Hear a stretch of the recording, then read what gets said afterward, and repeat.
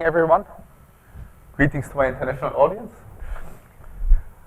If you're still half asleep or half awake, that might be the right talk for you to slowly get your brain going, because I'm not going to tell you about too much math. I will rather take a pedestrian approach to this problem, but it has a very deep mathematical meaning. In fact, the expert on the whole math is Professor Ruel, who has written a very nice review, which I will cite to the end. But I will really take a bird's eye perspective, and I would think that this is really a very easy approach to the problem. So in fact, I will try to review this field, this problem, rather than talking about my own contributions here. My own contributions I will outline on the third last slide.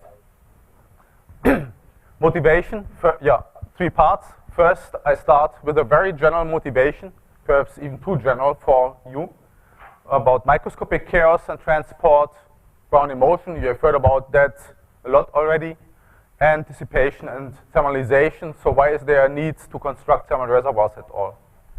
Then, after that, after setting the scene, I will outline what one may call the thermostated dynamical systems approach to non-equilibrium steady states, which is a specific modeling of thermal reservoirs and its surprising properties, because that's what motivated people to start working on this problem. There are some surprises here. And finally, I will tell you a little bit about generalized Hamiltonian dynamics and suspected universalities based on this approach. Now, again, very general introduction. I think I can go through this very quickly here, because in fact this talk was even given to electrical engineers at some point. Imagine a glass of water, and you put a little droplet of ink into the water. Then, of course, what you observe is equilibration, meaning eventually the whole glass is colored blue. And now if you ask about the microscopic mechanism, well, think of all the particles as billiard balls. The ink molecules, the water molecules, they collide with each other. And then if you think about it that way, then you have a billiard problem. And billiards like that are typically chaotic. That means the collisions between the billiard balls are chaotic in the sense of what people started to call microscopic chaos. Microscopic chaos because here we have a microscopic system, a fluid, but it consists of microscopic constituents, and these microscopic constituents, you can think of them performing chaotic motion. And that poses the problem of the relation between microscopic chaos with respect to the collisions between the billiard balls and macroscopic transport, here just the diffusion process. So instead of looking at the problem from a stochastic point of view, can you look at the problem of transport from a purely deterministic point of view, starting from the precise deterministic equations of motion of the problem, and then trying to build a theory for calculating the transport properties of this system? That's the idea. And here I mentioned some names. Well, I guess you're very familiar with that. Then the history of Brownian motion. What is perhaps more interesting is a paper that got published about 15 years ago by my colleague Pierre Gaspard, because they did an experiment and of following the motion of a tracer particle in water, and then they analyzed the data that way by claiming that they can really show, with respect to the data analysis, that strictly speaking, a tracer particle in water performs chaotic motion. So they did it by applying some techniques of epsilon entropies.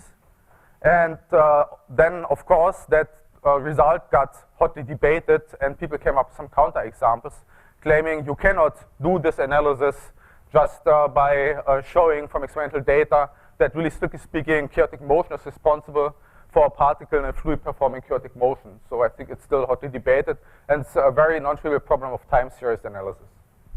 So there's even some new research you can do on that. Now, you have also seen that before, last week, Langevin equation.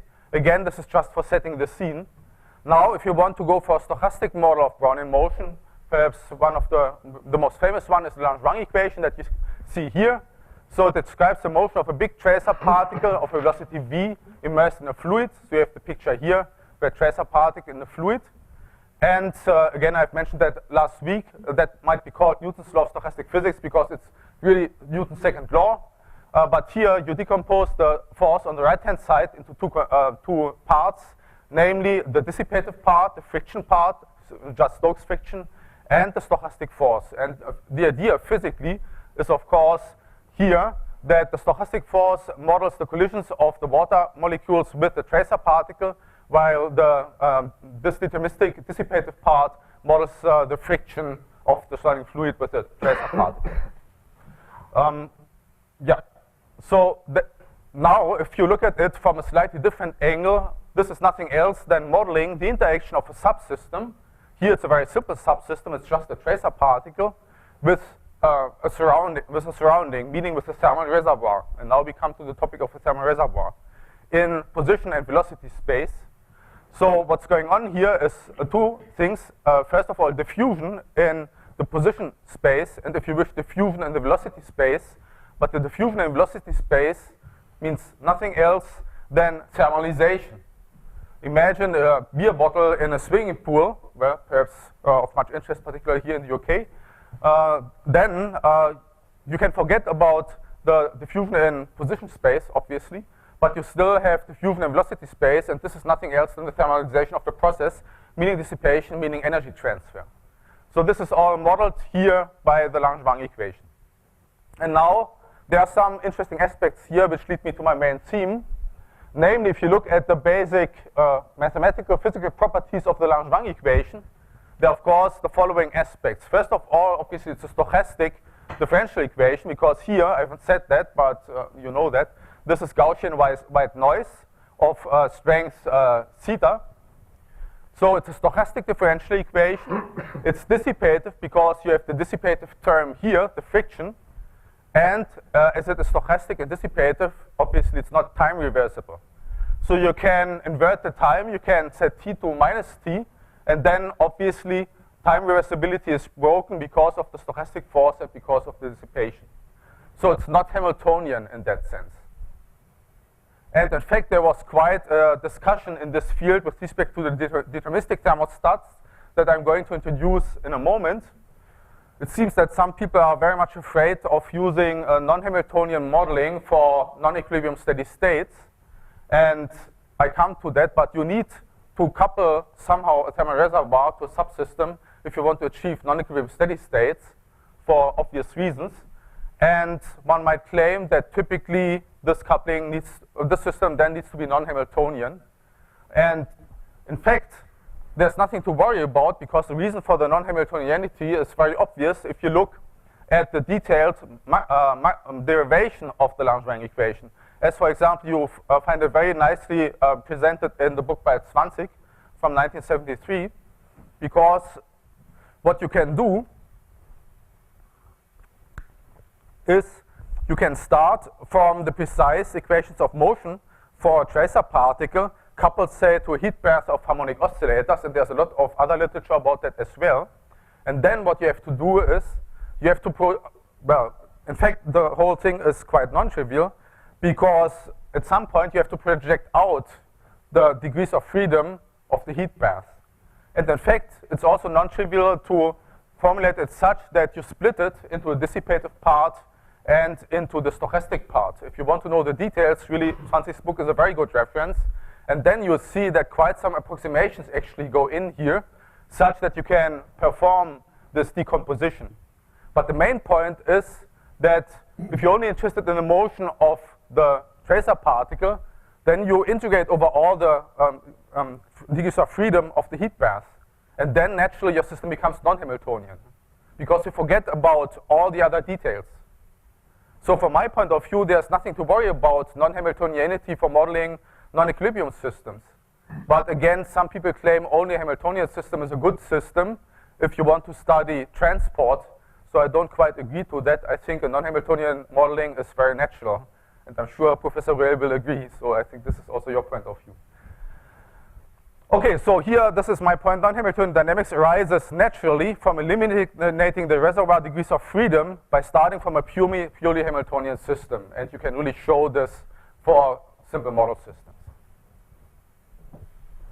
Now, brief summary, setting the scene, very general motivation. I am interested in the relation between microscopic chaos and transport. For Brownian motion, body in motion, modeled by the Langevin equation, has the main ingredients that there's dissipation, and it models thermalization.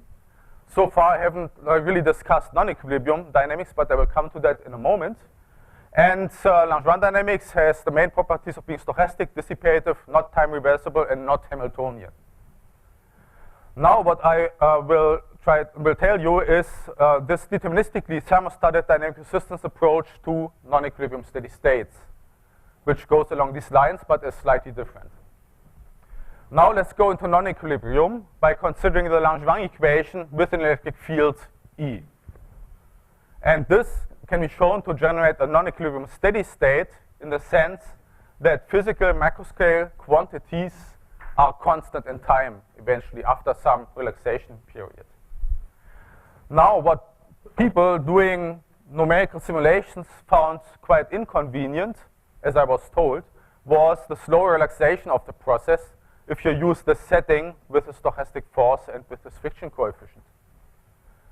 And first of all, I should mention here, you see the need of thermal reservoir.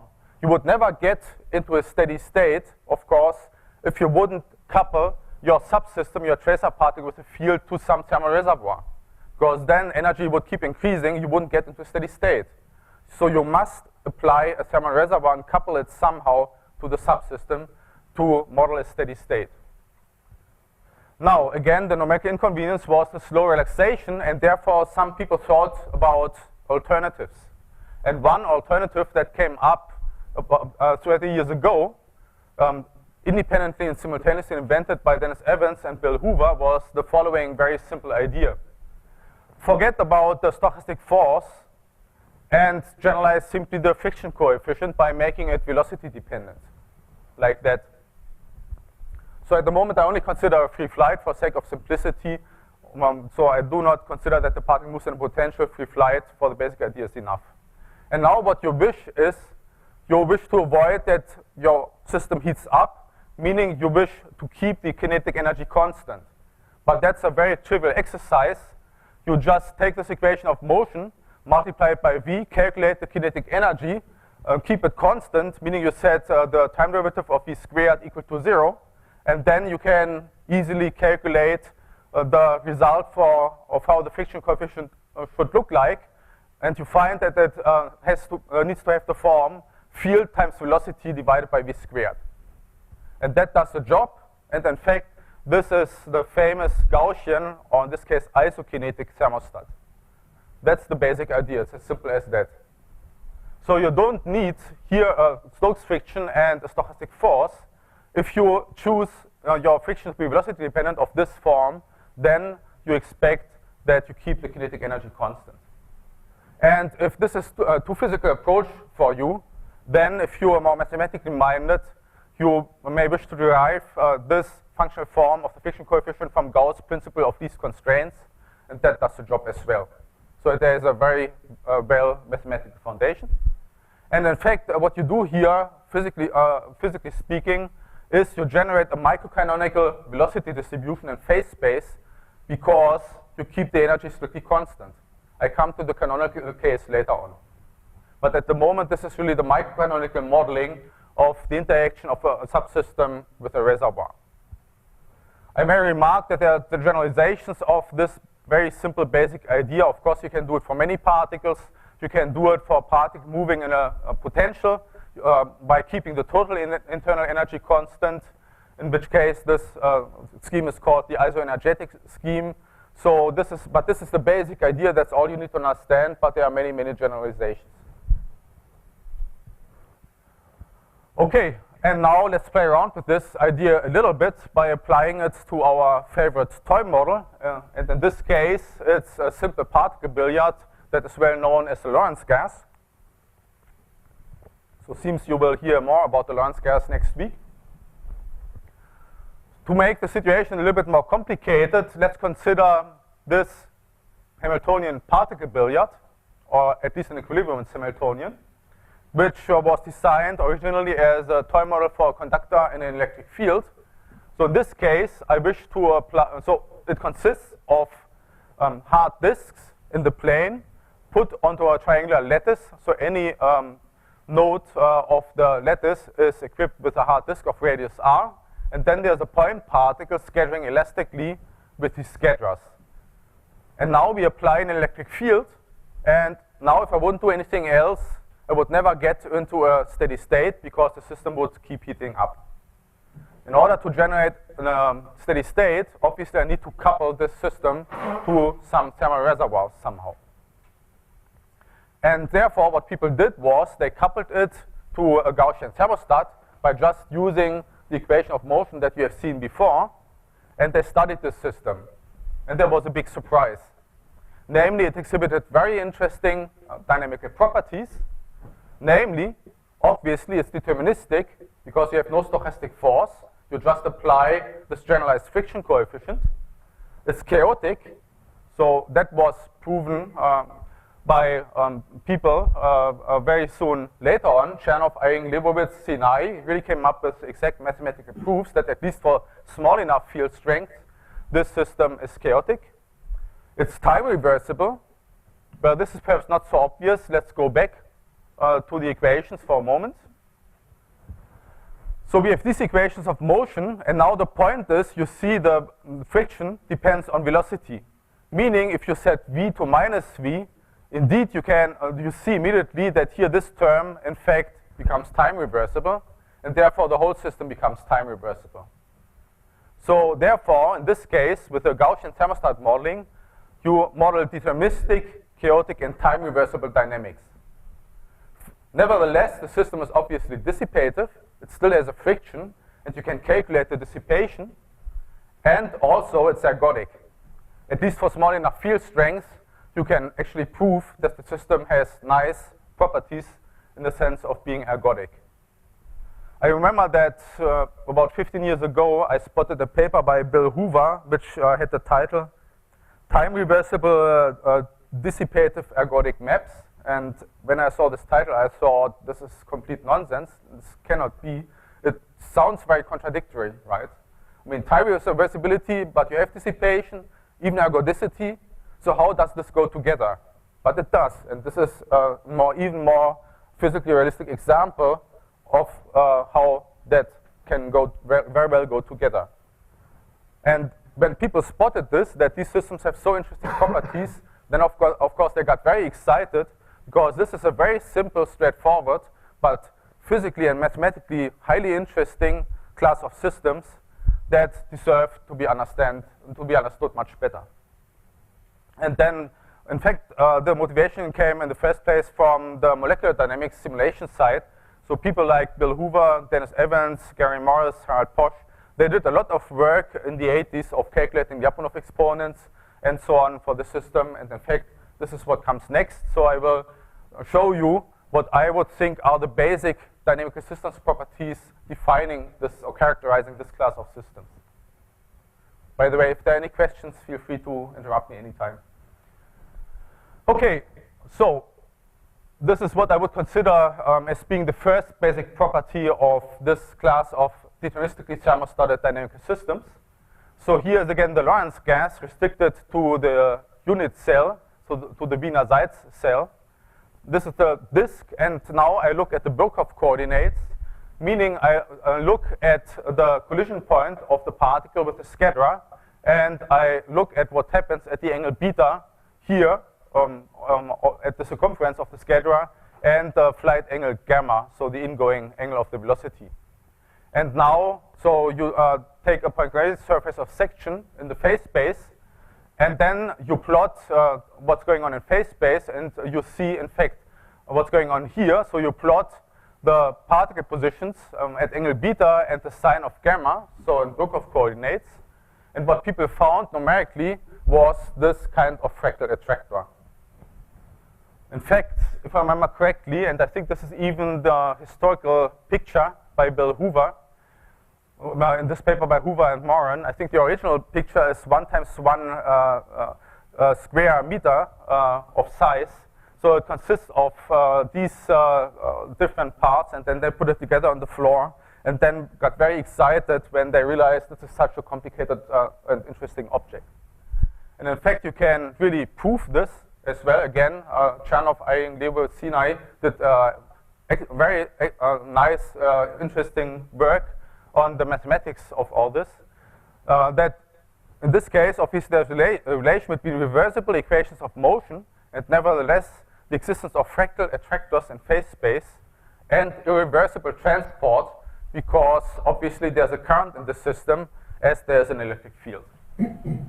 So a link cross-link these different levels, the microscopic level and the macroscopic level, seems to be that the system converges towards a fractal structure in phase space. And this applies as well to other systems thermostated by respective thermostats.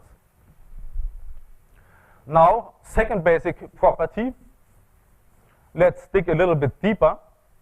Let us use equipartitioning of energy, meaning that the kinetic energy is equal to temperature, defining temperature that way, where in fact here you make an assumption, because this was also debated, but you might argue that in a way this system effectively has only 1 degree of freedom, because your Gaussian thermostat fixes the second one by keeping the energy constant, and therefore here on the right hand side you assume that you put only in 1 degree of freedom. If you do that, then you can use this as the definition of temperature via kinetic energy, which here is v squared. Certainly you can set this constant because well, it's a microcanonical system, which is thermostated. And now you consider ensemble averages.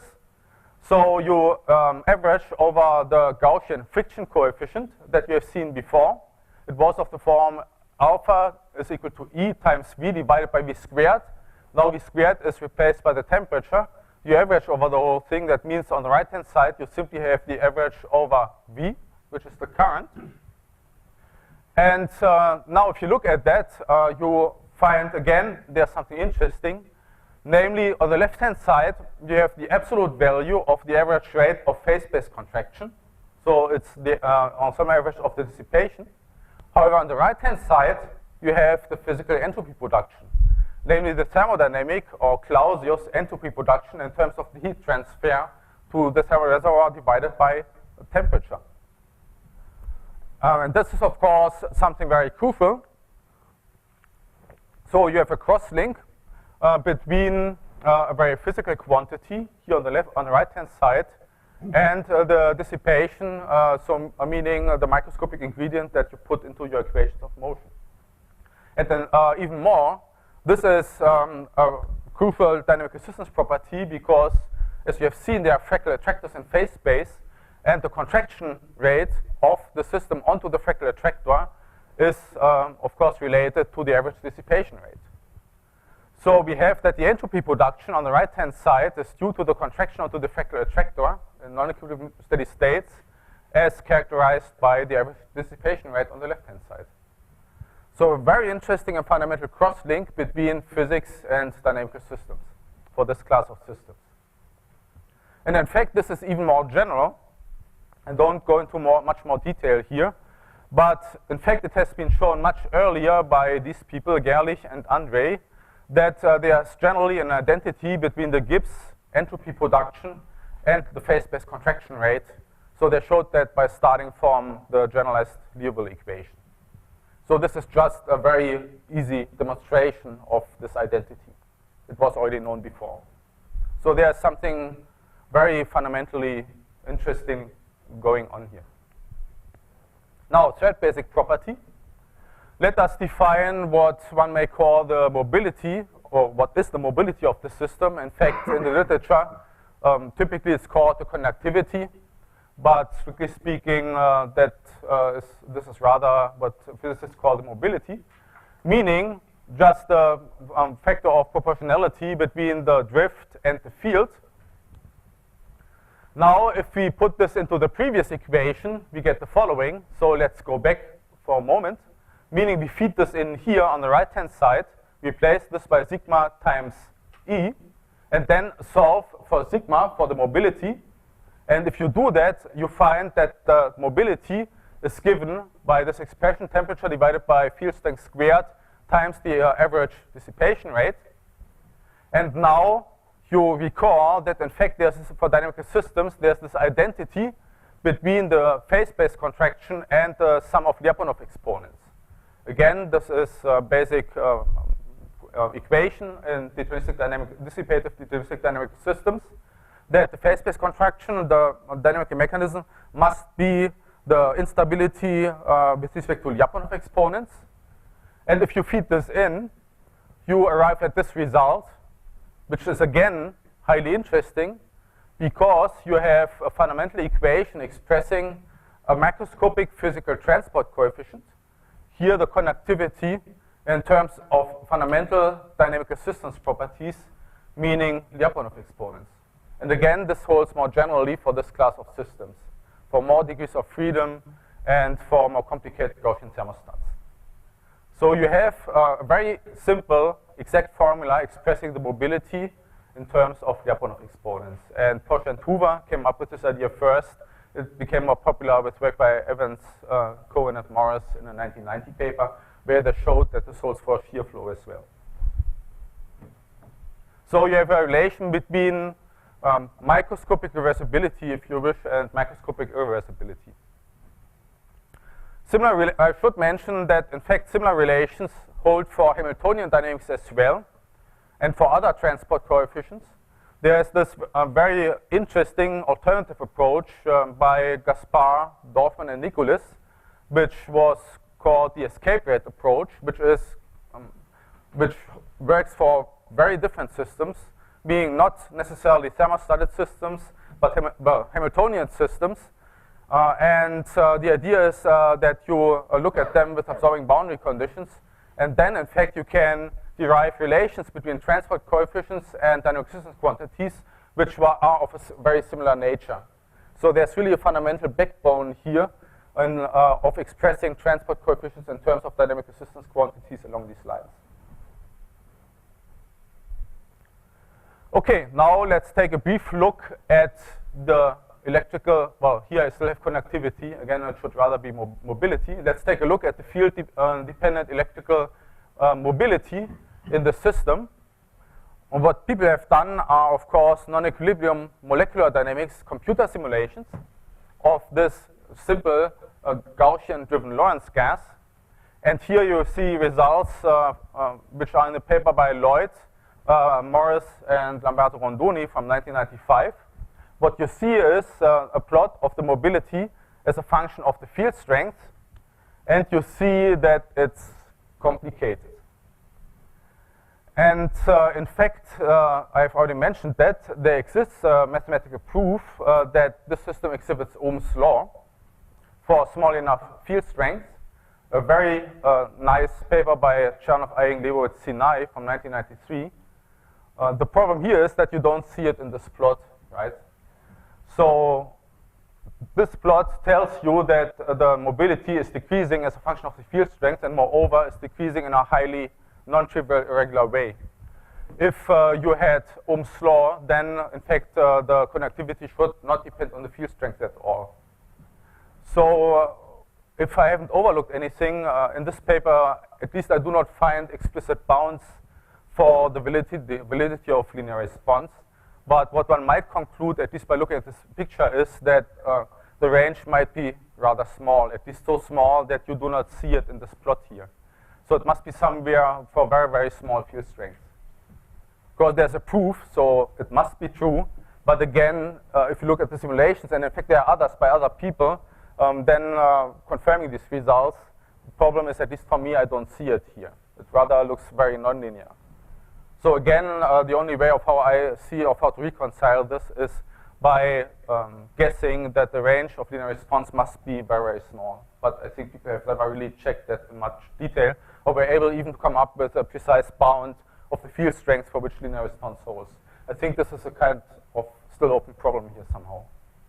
Rather, what you see here is something which nevertheless is interesting, namely a highly irregular parameter dependence of the mobility with respect to the field strength.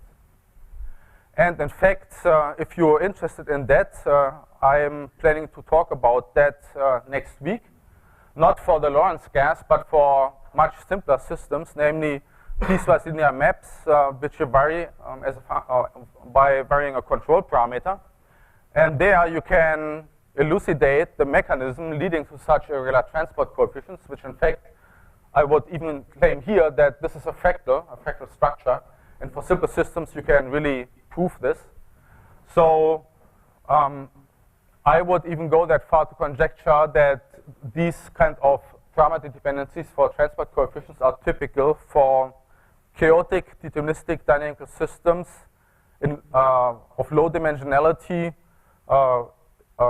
which have a periodic lattice. So I would claim that for this class of systems you typically observe such complicated parameter dependencies. And again, you can understand why they are there. But on the other hand, if you look at systems where you do not have a strict, say, spatial periodicity, where you break this, and where you have more degrees of freedom, so high degree of freedom systems, then definitely I would expect these structures to smooth out, and that then you have a nice linear response regime, and then you have the standard physics that you expect to be there. And I think this is also in line of what Professor Ruel has at least written in his review. Okay, summary of part 2. Thermal reservoirs are obviously needed to create steady states in non-equilibrium. And Gaussian thermostat is perhaps the simplest alternative to the Langevin dynamics for generating such steady states in non-equilibrium. And on the other hand, if you apply these Gaussian thermostats to the Lorentz gas as a simple toy model, you obtain a non-equilibrium steady state with highly interesting dynamic resistance properties, so very interesting mathematical and physical properties. And now I would like to elaborate on the fact that the Gaussian dynamics generates microcanonical dynamics. So in the last part, I would like to show you of how to generalize this idea to model canonical probability distributions. So we are going to construct a deterministic thermostat that generates canonical distributions in phase space. And in fact, there was already this talk on Monday by Frank, where he showed what you can do with the so-called Mose-Hoover thermostat. So here, in a way, this is a little review, pedestrian's approach of how you come to what's called Mose-Hoover dynamics, actually, which models these canonical distributions. Now, let's first take a brief look at the Liouville equation for dissipative dynamical systems.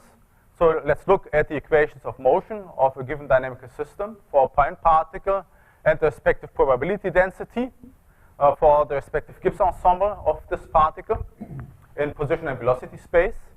And then if you look at the balance equation by keeping the number of points in phase space constant, so conserving the number of points, then you can straightforwardly show that this equation must hold, which here I call the Liouville equation. But there's a little mismatch here in the literature because, in fact, this is not the standard Liouville equation that it seems most students learn about in statistical physics textbooks, because it has a dissipative part, namely here the dissipation term. So in fact, if you look into Liouville's paper, then in fact you find that this is the equation that he has derived. If I'm not mistaken, Liouville didn't really care about Hamiltonian dynamics, but he actually derived this equation, which holds for dissipative dynamical systems. So there's no assumption here about phase-space conservation. The only assumption is conserving the number of points, which is different. However, obviously, if you have a dynamical system which has no phase-space contraction, so a Hamiltonian dynamics, then this term drops out. And then you get to what's typically called the Liouville equation, which you find in standard textbooks, namely this one. So the point I would like to make, and in fact, this has again been made by other people in the literature, I think Andrei and Gerlich as well, is that rather this one should be called the Liouville equation, although this holds as well for dissipative dynamical systems, not necessarily Hamiltonian ones. But I guess people were most interested in Hamiltonian dynamics, and therefore they just focused onto this one. Okay, and now we come to what became known as the Mose-Hoover thermostat as follows. You slightly extend the equations of motion by adding another variable, namely what you've seen before, the friction. So you add a friction term like that. Here for this specific example, think of the Lorentz gas with a field, and then this friction term, where the friction again is velocity dependent, as before. And now we need to derive an equation of motion for this friction variable alpha, and we want it to be such that our system generates a canonical distribution. So we do not simply want that the kinetic energy is constant, we wish that our system converges towards this type of distribution. So canonical both in kinetic energy, again here I ignore potential for sake of simplicity, and the canonical distribution in the friction variable, which is not Stokes friction but also fluctuates. So this is our ansatz, this is our goal, our assumption. So we wish to find an equation for alpha of v such, if we put it in here, our system ideally, under respective assumptions, converges towards this canonical distribution in phase space. Now, the way to do it is simply put the above equations, this one and this one, into our Liouville equation. Here it is. You write it down in its full beauty, put in these equations, and then solve for alpha of v. And in fact, here one additional assumption comes in to simplify the whole thing. Namely, you restrict to the case that alpha does not depend on itself, so that this derivative is 0. And then if you work it out, you find that in order to generate a canonical velocity, canonical distribution, you need to put in this equation for alpha. So alpha dot equal v squared minus 2t divided by tau squared 2t. And this is in fact from this I got from Hoover's book, Bill Hoover's book. The story is that first Nosé came up with this idea to thermostat the system that way onto a canonical distribution. However, if you read his papers, his approach is way more general and yields technically more complicated equations. And then when Hoover spotted this work, well, Bill is always very quick in picking up ideas and simplifying them. And he spotted that in fact you can simplify Nosé's original equations, and then came up with what is known the Nosé-Hoover thermostat, which is of this form. So so it's just a simplification of Nosé's original idea. And this is not Nosé's derivation. Again, this is an alternative, well, not really even derivation, but hand-waving argument, again, that you can find, for example, in Bill Hoover's book. Now, in fact, Nosé-Hoover thermostats are widely used in non-equilibrium molecular dynamics computer simulations, as we have heard, for example, on Monday. And yeah, to the end, well, I'm way too quick, but I think it doesn't matter. I wanted to give you an outline of, in fact, an Hamiltonian formalism by which you can derive the Nosé-Hoover equations as an alternative to the derivation that you have seen before. But in fact, this derivation is far from obvious, I would say. But the point is that, and this is again very interesting and fundamental, that you can model these equations as a kind of generalized Hamiltonian dynamics, that the same applies to Gaussian thermostats, as follows. So Detman and Morris in 1997 had the idea to use the following Hamiltonian in generalized coordinates. And this, in a way, falls from heaven at the moment, but you just need to have sufficient insight into the whole problem then to set up this Hamiltonian formalism for deriving Nosé-Hoover dynamics. So if you accept that at the moment as an ansatz, this Hamiltonian, well, then you will see what follows in a moment and why it makes sense. So we start with the Hamiltonian in generalized coordinates, so generalized position and momenta, capital Q, capital P, for your subsystem, and the Q naught and P naught hold for the dynamics of your thermal reservoir. And now the crucial thing is, you see here, you have an exponential coupling between subsystem and thermal reservoir. If you would forget about these exponential terms, then in fact, if you look at the whole thing, subsystem and reservoir would be decoupled. In order to couple them, well, there are many options, but it turns out that for deriving Nosé-Hoover, this one does the job. So here, E is the kinetic energy of the particle and the kinetic energy of your reservoir, where in a way your reservoir is just modeled, as you've seen before, by just one variable. And I should mention that relates to what I've mentioned before for the Langevin equation. In a way, the idea is that you model the whole dynamics of your thermal reservoir by only one degree of freedom, by one variable.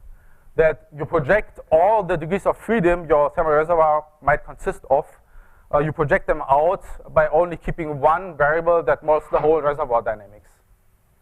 But again, that doesn't contradict the idea that you have an underlying Hamiltonian dynamics. You simply forget about the dynamics of all irrelevant degrees of freedom of the thermal reservoir. You only keep the relevant one, by which you couple your thermal reservoir to the subsystem. That's the basic idea. And this is exactly here what we do here. So here our thermal reservoir is modeled by the dynamics of Q naught and P naught. And this one is accordingly the potential energy of the particle plus the potential energy of the thermal reservoir.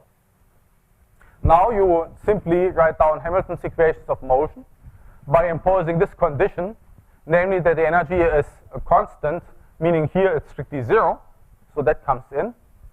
And then if you write down Hamilton's equations, they look like that in generalized coordinates. Now what you want is not really something in generalized coordinates. You want to get back to physical coordinates. But if you look at this first equation, then in physical coordinates, it simply reads little q equal to little p divided by m. And in fact, if you keep this in mind, then you can derive the transformation between physical and generalized coordinates. Namely, again, if you match this equation to what you want, namely to the equation in physical coordinates for your particle, then you find that capital Q must be equal to little q, and capital P, the generalized momentum, must be equal to E to the Q naught times little p. And accordingly, then you use the same transformations for your reservoir degrees of freedom. You see it here, capital Q naught equal to little q naught, and capital P naught equal to the right-hand side here. So these are then your transformation rules of how to get from generalized coordinates to physical coordinates. And if you just redefine a little bit the remaining parameters, here mass of the thermal reservoir and of the particle and so on and so forth, here I set the mass of the particle equal to 1, by introducing the alpha that you have seen before as the generalized friction coefficient, then if you work out the mass here, you find that the Nosy-Hoover equation that you have seen before is recovered. So as a summary, well, if you like equations, then this is more your slide, but the message is that there is a kind of Hamiltonian formalism from which you can derive Nosy-Hoover dynamics, and there's also a Hamiltonian formalism by which you can derive Gaussian dynamics. However, and again, there was, and still is actually, quite a debate in the literature of whether this is really strictly a Hamiltonian formalism or not. My point is that it's not strictly Hamiltonian because, in fact, the transformations here between physical and generalized coordinates are non-canonical. They're not phase-space conserving. And in fact, very recently, this thing came up again because a group around Peter Henge in Germany developed an alternative to Nosy-Hoover, which they called a logarithmic thermostat. And they argued that for modeling the interaction of a thermal reservoir with a subsystem deterministically, but in a different way than Nosy-Hoover, that they can do it from a strictly Hamiltonian formalism. And then Bill Hoover immediately wrote to comment because, well, whenever someone comes up with a thermostat that is not Nosy-Hoover, then Bill is very quick to look at it and to give his comments. And then again, Bill pointed out, well, this is also Hamiltonian. And then the point that Henge and so on made was actually this is another constraint that, strictly speaking, violates Hamiltonian character, because here you restrict the system onto a very specific energy shell by requiring that this is constant and not just constant but zero. Again, I mean, it depends on your point of view of what you consider to be Hamiltonian dynamics. It is definitely something which bears a strong analogy to Hamiltonian dynamics by preserving the structure, but there are some additional assumptions where one may argue it's not really the Hamiltonian formalism you're used to. However, it is nevertheless highly interesting because what you can furthermore derive from this formalism is in fact, the point is that this way your system has a symplectic structure because you have a generalized Hamiltonian. And from this symplectic structure, in fact, you can derive what became known as the conjugate pairing rule for Lyapunov exponents. And the reason why it exists for this class of systems is simply because you do have this generalized Hamiltonian formalism. Because for Hamiltonian systems, you have a pairing of Lyapunov exponents, meaning that the positive and the negative ones, suitably paired, add up to the same value. And again, a very interesting property of this class of systems is that you have a conjugate pairing rule for these systems in non-equilibrium as well. And the way to derive it is by using just this generalized Hamiltonian formalism, which preserves the symplectic structure of the system in phase space. So even for non-equilibrium, you have this pairing, but Lyapunov exponents do not add up to 0, but just to a constant, but to the same constant. So this is also very important. It indicates that this class of systems has an extremely nice mathematical structure. Okay, that's it more or less. So as a summary, Nosy-Hoover thermostats can be constructed both from the Liouville equation, so in brackets in a way the generalized one, and from a suitably generalized Hamiltonian formalism. And this class of deterministic thermostats, so both Gaussian and Nosy-Hoover, exhibit very interesting properties, namely fractal attractors, an identity between phase space contraction and entropy production, and the formula for transport coefficients in terms of Lyapunov exponents. Again, same class as Gaussian dynamics. However, in fact, I said that's it. That's not quite true because I'm going to spoil the party in a moment. But this is at least a summary of the basic dynamic resistance properties of this very interesting class of systems, modeled by interaction of a subsystem with the thermal reservoir. Now, in fact, the basic question you might ask yourself, and the question that many people have asked themselves is, how universal are these properties? So obviously, these are very, very interesting and fundamental properties for modeling non-equilibrium steady states. So does this hold generally, or are there some constraints? So what is the universality of these properties? And in a way, this is the only slide referring to work I did quite some years ago. In fact, when I did my postdoc, that was just a time when these problems were very much debated, and I felt motivated just to check this question about the universality.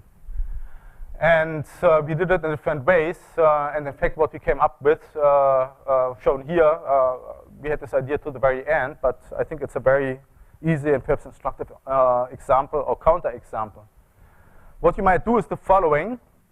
Simply play around with the Gaussian thermostat by enhancing the coupling of the Gaussian thermostat parallel to the field, by making the friction field dependent in that way. So here are again the equations of motion for a free flight for a particle under an electric field in x direction and in y direction, and let's assume the electric field acts in x direction. Now all what I do here by modifying the Gaussian thermostat is I make here the Gaussian thermostat coupling field dependent by adding this term plus Ex, which means that the system thermalizes stronger parallel to the field than perpendicular to the field. That's all. Okay? Which to me as a physicist makes sense. You might assume that parallel to the field, the interaction of the thermal reservoir is somewhat different than perpendicular, so why not enhancing it that way? However, if you do that, if you just modify the Gaussian thermostat this tiny little bit, it has fundamental consequences, because as you can easily check, I'm not going to show you the formula, but if anyone is interested, I'm happy to show it to you. You can calculate the average dissipation rate easily, and if you do that, at least I do not see anymore that you get the thermodynamic entropy production. You get it in first order, but you get the second term, and I cannot make any physical sense out of it. It's something more complicated due to this coupling. You might argue that in a way this is a correction of higher order in the field strength, and this is certainly true that for small enough field strength you can ignore this, and indeed then you recover the identity between phase space contraction and entropy production. But again, I would claim that if you look at this simple generalization, there's no exact identity anymore between phase space contraction and entropy production. You break it, and you can easily write it down. So I would be very curious whether anyone can make any sense of this second higher order term in terms of physics. At least for me, it's not obvious. So this is a simple example of how you can break the identity between phase space contraction and entropy production that you have for Gaussian and Nose-Huber thermostats. And accordingly, you also do not have this, unfortunately, the simple relation between Lyapunov exponents and transport coefficients. As this is based on the identity, you break this as well. However, fractal attractors still persist in the system. We have checked that, at least numerically. They're still there, which is not a big surprise because it's still deterministic and chaotic. I may remark that you can apply the very same idea to Nose-Huber dynamics. It works exactly along the same lines. So simply increase the coupling parallel to the field strength by adding this term. And then again, you break the identity between phase space contraction and entropy production, and the same thing goes on. Second counterexample, in fact, that's what historically we did first, but that would take way too long to explain in detail. In fact, we constructed a time-reversible, deterministic boundary thermostat which generalizes stochastic boundaries. So in fact, what I've told you about Langevin dynamics, Gauss, Nose-Huber, are so-called bulk thermostats, meaning they act in the bulk by thermalizing the particle when it's moving in the bulk of the system. What you might consider to be more physical is boundary thermostats, meaning that a particle only interacts with a reservoir when it collides with the boundaries of a system. That then that gets energy from the thermal reservoir or loses energy according to specific collision rules. And that's the class of boundary thermostats.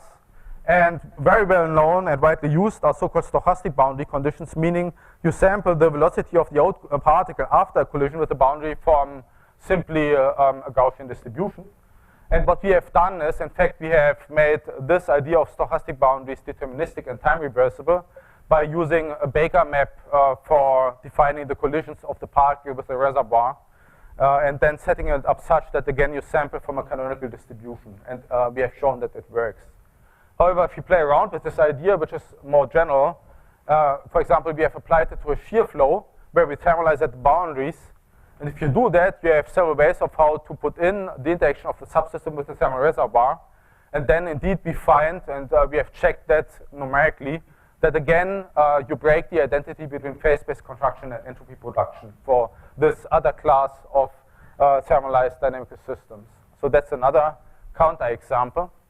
And there are actually other counterexamples in the literature, notably by Lamberto Rondoni, who has also studied two other types of systems where, again, you break the identity between phase space contraction and entropy production.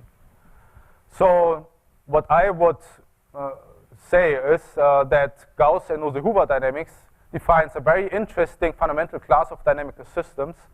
But if you generalize this idea of deterministic thermal reservoirs, you can unfortunately break at least two of the fundamental properties that characterize this class of systems. So let's summarize. In general, I think there's no identity between phase space contraction and entropy production, at least to my knowledge.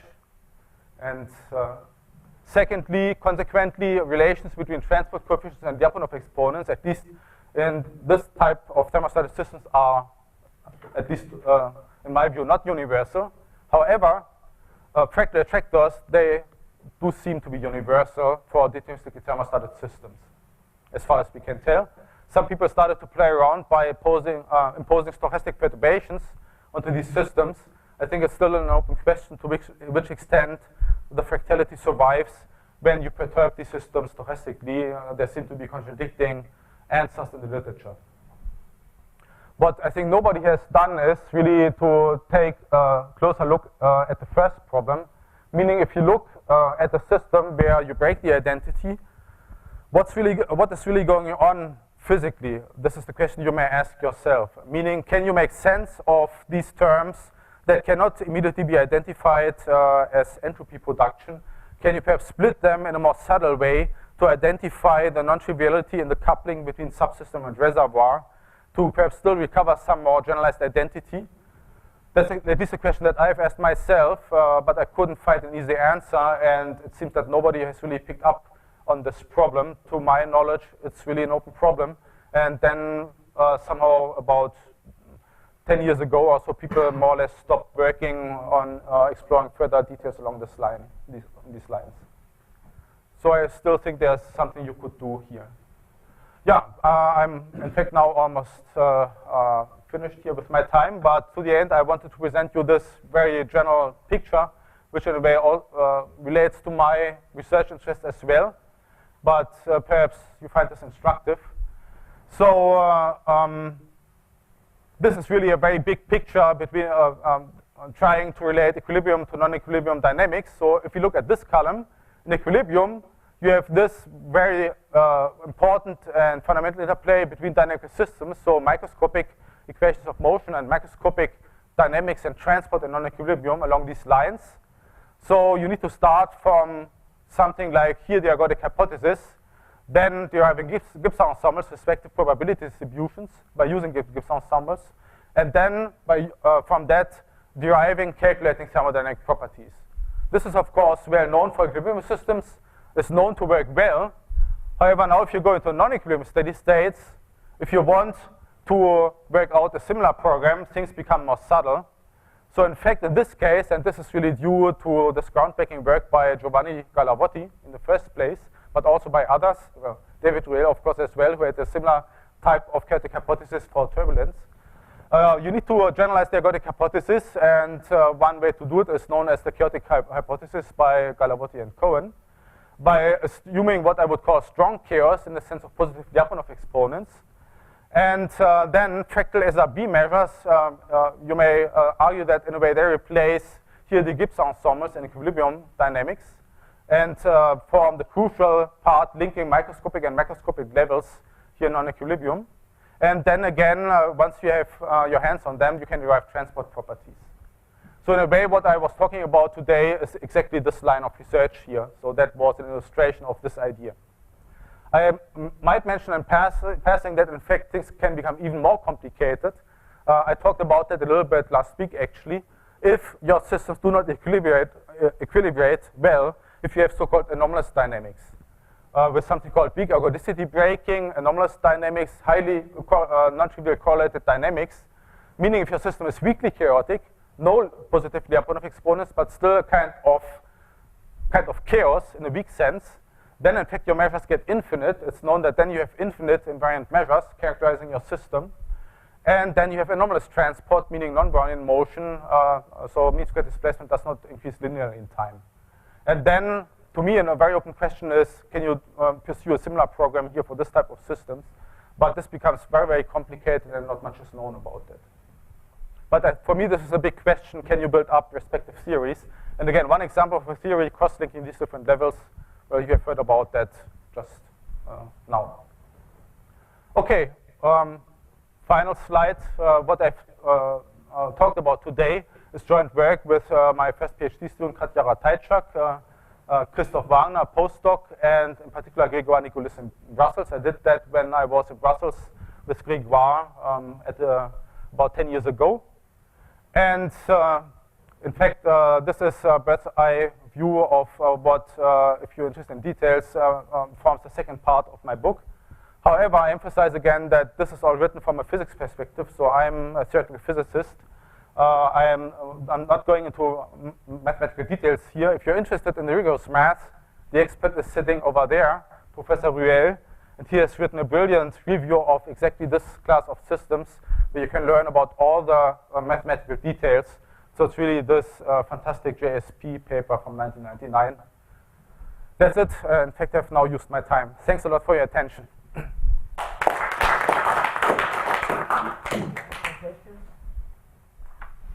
Just a small remark that I agree with you that the formalism based on the isokinetic thermostat is beautiful and allows one to go into problems that otherwise one doesn't see how to attack. One should, however, not attach too much fundamental importance to this. This is, in a sense, a trick, and for instance, it does not work for quantum systems. Thank you very much. I fully agree. But certainly it's tempting, right? I mean, if you have these non-trivial relations, that's what people thought about 20 years ago, and what some people, I know that still think and believe in, that there's much more meaning to it. But yeah, I think we are fully along the same lines here, yes.